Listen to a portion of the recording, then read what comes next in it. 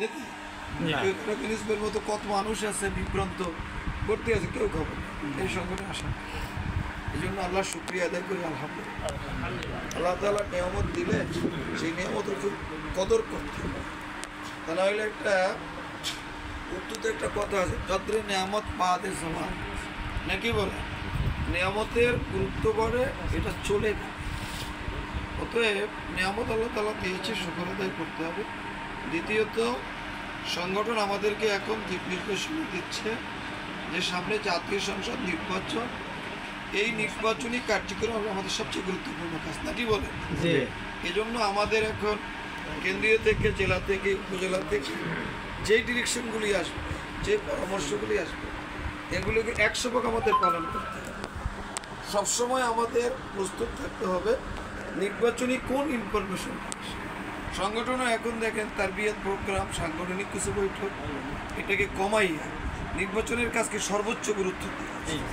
এটাও বলা হয়েছে কেন্দ্রের এই ডিসিশন না মানলে সংগঠনের কী হবে, আনুগত্যের খেলা। আপনি একটা তারবিয়াতি বৈঠক সাম্প্রদায়িক করলেন, এখন এটা অপরাধ হবে, আনুগত্যের খেলা। কারণ সংগঠন বলছে এটার চেয়ে এইটাকে গুরুত্ব, ঠিক আছে, এটা যেটা বলবে সেইটার গুরুত্বটা দিতে হবে, আমাদের ওইটাই সাংগঠনিক সিদ্ধান্ত আসবে। এই জন্য আমাদের নির্বাচনী কার্যক্রমটা করতে হবে। আলহামদুলিল্লাহ গারুড়া ইউনিয়নে যেভাবে চলছে অত্যন্ত ভালোভাবেই মনে হয় চলছে, আমরাও খুশি, উপজেলার সংগঠনও খুশি হয়েছে, গারুড়া ইউনিয়নের নেতৃত্ব দৌড়াচ্ছে এবং আপনারা অত্যন্ত তৎপর রয়েছে। ইনশাল্লাহ আপনারা যদি এখন বাড়ি বাড়ি যেতে পারেন, লিফলেট নিয়ে সহযোগী, আপনার এটার সাথে সহযোগী ফরম নেবেন, এটা 50 জনকে দেবেন, হয়তো 5 জন কী হবে সঙ্গে সঙ্গে করে নেবেন, সহযোগ করে নেবেন। আর কিছু ছোট্ট ছোট্ট বই দেওয়ার সাথে থাকা হয়েছে। আপনি এই সময়ের মধ্যে কিছু লোককে সাংগঠনিক আগাই আনতে, সব আপনি ভোটার কর্মী রাখবেন, কিছু সাংগঠনিক কর্মী কী করতে হবে, এই সুযোগে আপনাকে বানাই নিতে হবে। তাইলে কী হবে, আপনার সংগঠনটা টিকসই হবে।